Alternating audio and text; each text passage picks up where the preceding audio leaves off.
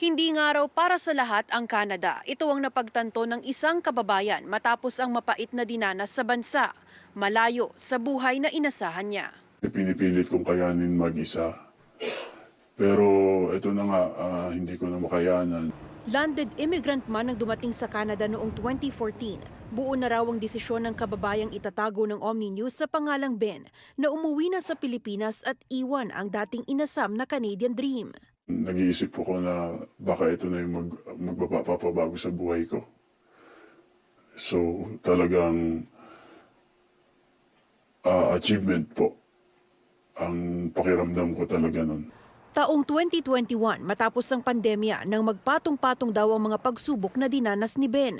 Matapos mawala ng trabaho bilang personal trainer, naapektuhan din ang relasyon niya sa dating partner. Pero ang hindi maipaliwanag na matinding pressure at lungkot na nararamdaman, naging malinaw lamang sa kanya nang madiagnose ng borderline personality disorder. Yung last na pag-attempt ko ng suicide, nakasuhan ako. So sabi mischief daw.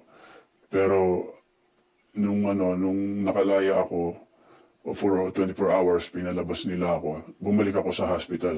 Sabi ko, kailangan gamutin ako. At ayun na nga, umayon naman yung mga doktor. Kaya inadmit nila ako doon for a few weeks. I was diagnosed with borderline personality disorder. But aside from that, ang factor na nagiging mga depression ko is yung mga problema ko na naging patong-patong over the years.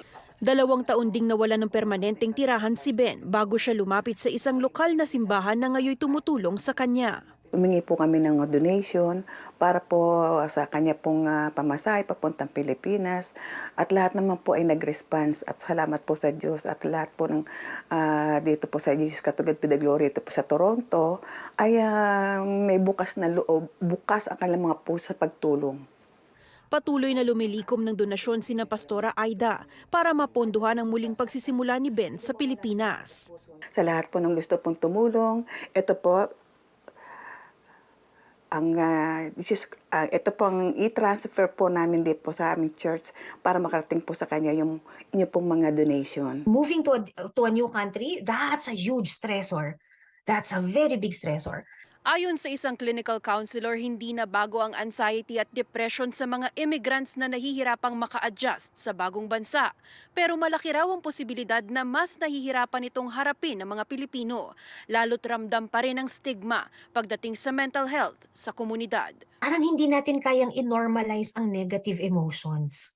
Masaya tayo, lagi lang tayong masaya, lagi tayong excited. Pero parang natatakot tayo pag nalulungkot tayo. Natatakot tayo pag, hala, ano ba itong nararamdaman ko? Hindi ako, we cannot even express anger properly because we're afraid of it. Pero ani Bernardo, may kakulangan man sa bukas at malawak na diskusyon tungkol sa mental health sa mga Pilipino. Naniniwala siyang mas magiging matimbang pa rin ang pagmamahal sa pamilya. No matter how hard it is to explain what mental health is to our families, especially to the older people, they will always have a sense of care and compassion towards family. Kasi hindi man nila naiintindihan, pero aalagaan ka nila. Paalala ni Bernardo, karaniwan man ang stress at adjustment sa mga immigrants. Huwag magdalawang isip na lumapit sa mga profesional kung ramdam nilang mas nangangailangan sila ng dagdag na suporta. If you notice that at any time, alam mo yun, yung iba na ang functioning mo. Alam mo yun, talagang severely, persistently, malungkot ka na lang. Wala ka ng recovery. No, hindi ka na makapagtrabaho, di ka makatulog, di ka makakain. Then pag napapansin mong, nako, delikado na yata to, iba na to, then we have to be conscious about asking for help as well. Sa Martes na ang flight ni Ben pauwi ng Pilipinas at palaisipan pa rin kung paano niya haharapin ang desisyong lisanin na ang Canada.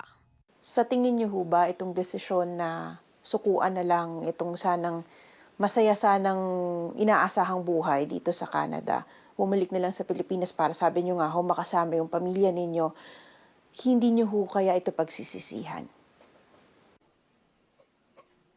Alam mo, ang tagal kong pinag-isip-isip. I'd rather na nasa Pilipinas na lang ako kahit hirap yung buhay namin. Dahil ayoko na